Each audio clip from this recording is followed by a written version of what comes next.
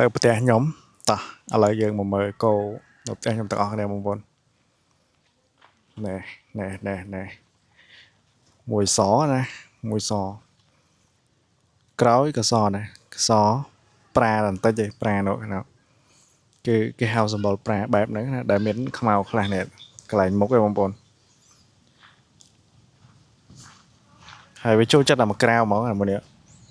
ចូលចិត្តរាកទៀតមើលរាកពេញហ្នឹងហើយមួយនេះណែពីក្រោយ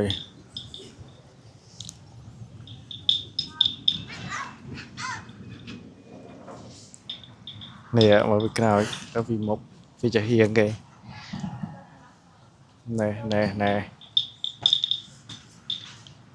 មួយមិញណាបងប្អូនមួយមិញ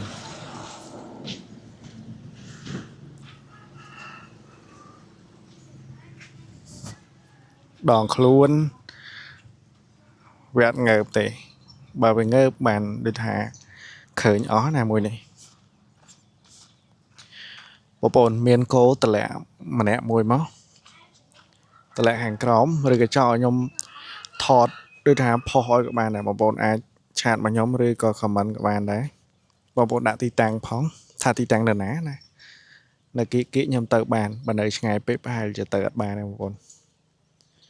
បើសិនជាចង់លក់ចង់អីគឺខ្ញុំនឹងធ្វើការបង្កើតដូចថាក្រុមមួយនៅក្នុង Telegram ណាបងប្អូនគឺខ្ញុំនឹងដាក់លក់ឲ្យបងប្អូនអូខេខ្ញុំនឹងដាក់លក់ទី1គឺខ្ញុំនឹងធ្វើការដាក់ដូចថាបងប្អូនឆាតមកខ្ញុំដាក់លេខទូរស័ព្ទដាក់ទីតាំងហើយដាក់តម្លៃផ្ញើរូបគោមកចាំខ្ញុំផុសនៅក្នុងក្រុមដូចថាលក់គឺតាម Telegram ដោយសារតែផុសតាម Facebook អត់កើតទេ Facebook ងាកចាប់ណាមានតែផុស Telegram ទេដែលវាអត់សូវចាប់រូបគោហ្នឹងក៏វាចាប់នៅលើ Facebook តោះឥឡូវយើងទៅមើលមួយទៀតអញ្ចឹងខ្ញុំពិបាកផុសមែនតើវីដេអូខ្លះឧទាហរណ៍ថាវីដេអូបង្កើតអីហ្នឹងខ្ញុំផុសបានតែនៅលើ Facebook លើ YouTube ព្រោះតែចប់ផុសអត់កើតទេតើតែនៅលើ Telegram បានខ្ញុំផុសបានអញ្ចឹងបងប្អូនចុចតាម link ដែលខ្ញុំដាក់ទៅ Telegram ហ្នឹងណាប៉ុន្តែខ្ញុំដាក់ link នៅលើ Facebook នៅលើ YouTube ខ្ញុំដាក់ link អត់កើតទៀតដាក់ខូច YouTube ខ្ញុំទៀតអូខេបងប្អូនអាចដូចថាបង្កើត Telegram អ្នកមួយទៅចង់លក់គោចង់អីគឺខ្ញុំនឹងធ្វើការផុសជូនគឺទី1ខ្ញុំផុសដូចថា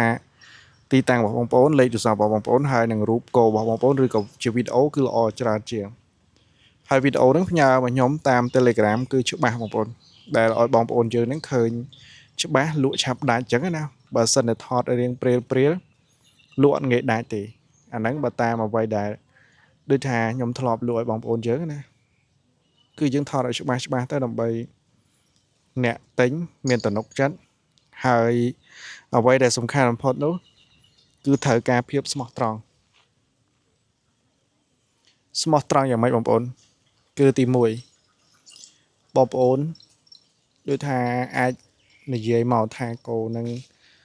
កម្ពស់ប្រមាណប្រាប់ឲ្យពិតណាកុំកុហកណាបងប្អូនខ្លះគឺគាត់ចូលចិត្តកុហកគេហៅថារកស៊ីខ្សែលើអ្នកដតីណាអញ្ចឹងជាធម្មតាគឺខ្ញុំអត់គ្រប់ត្រូលទេហើយណាមួយវាខូចឈ្មោះដល់ខ្ញុំទៀតខ្ញុំជាអ្នកលក់ឧទាហរណ៍ថាគោ1.10ម៉ែត្រអីបងប្អូនថា1.30ម៉ែត្រអីវាខុសខ្លាំងពេកណាហើយពេលខ្លះតាមតែអនឡាញដល់ពេលអញ្ចឹងទៅបងប្អូនដែលទិញខុសគឺគាត់និយាយថាអញ្ចឹងគាត់និយាយថានៅលើអនឡាញហ្នឹងគាត់អត់ទុកចិត្តទេដោយសារតែភាគច្រើនដោយសារតែមានបងប្អូនយើងខ្លះគឺគាត់កុហកអញ្ចឹងណាអញ្ចឹងការនិយាយរបស់គាត់តាមពិតពេលខ្លះក៏វាមិនខុសដែរដោយសារតែឪពុកខ្ញុំគឺគាត់ធ្លាប់ជួបអីគោថា1.10ម៉ែត្រថា1.30ម៉ែត្រអីនោះហើយដល់ពេលអញ្ចឹងទៅយកមកវាស់បានដឹងថាអូតាមពិតកុហកសោះប៉ុន្តែដើម្បីដូចថាលក់ឲ្យដាច់ណាអញ្ចឹងគេប្រើវិធីសាស្ត្រហ្នឹងមិនមែនជារឿងល្អទេហើយខ្ញុំនិយាយនេះមិនមែនមានន័យថាបងប្អូនទាំងអស់ទេបងប្អូនខ្លះគឺគាត់ក៏ស្មោះត្រង់ដែរ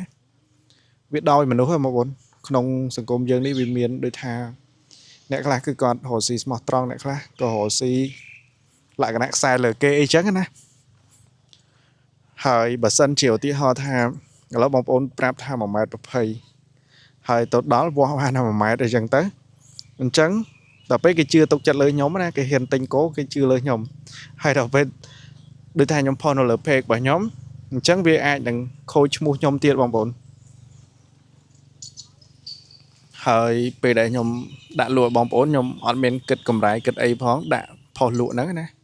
hai tập về có họ chẳng tiết chẳng vì chụp bánh hà mũi đây nhom ăn trong chụp tí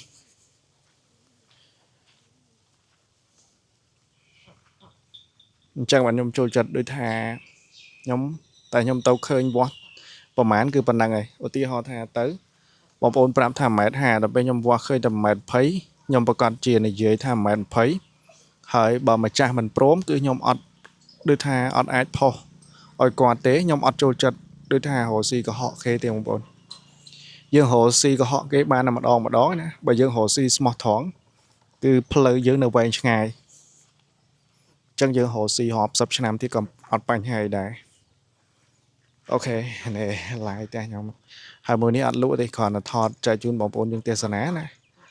សម្រាប់អ្នកចូលចិត្តខ្ញុំកុំភ្លេច share ម្នាក់មួយផងហើយអ្នកដែលចូលចិត្តភាពស្មោះត្រង់រកស៊ីស្មោះត្រង់កុំភ្លេចជួយ share ដើម្បីឲ្យបងប្អូនយើងជាច្រើនទៀតហ្នឹងគាត់ចាប់ផ្ដើមដូចថាពេលខ្លះទៅគាត់ឃើញគេរកស៊ីអញ្ចឹងគាត់ចេះតាមគេអីចឹងណាពេលខ្លះអាហ្នឹងវាមិនមែនជាកំហុសគាត់ទាំងស្រុងទេគាត់អាចតាមគេអីចឹងទៅដូចថាមានធ្លាប់គេកុហកគាត់អីចឹងណាចឹងគាត់ចេះកុហកតគ្នាទៅហើយបើសិនជាគាត់បានឃើញវីដេអូនេះខ្ញុំគិតថាប្រហែលជាបងប្អូនខ្លះគឺគាត់អាចកែប្រែអីចឹងទៅ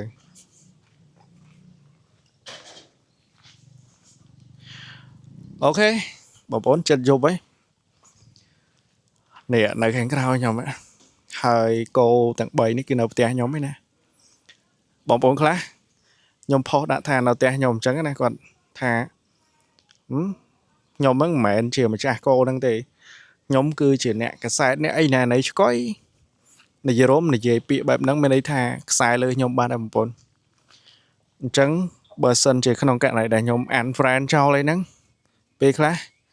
ដោយសារតែបញ្ហាអស់ហ្នឹងមានន័យថាមិនស្មោះត្រង់ជាមួយខ្ញុំណាមានន័យដូចថា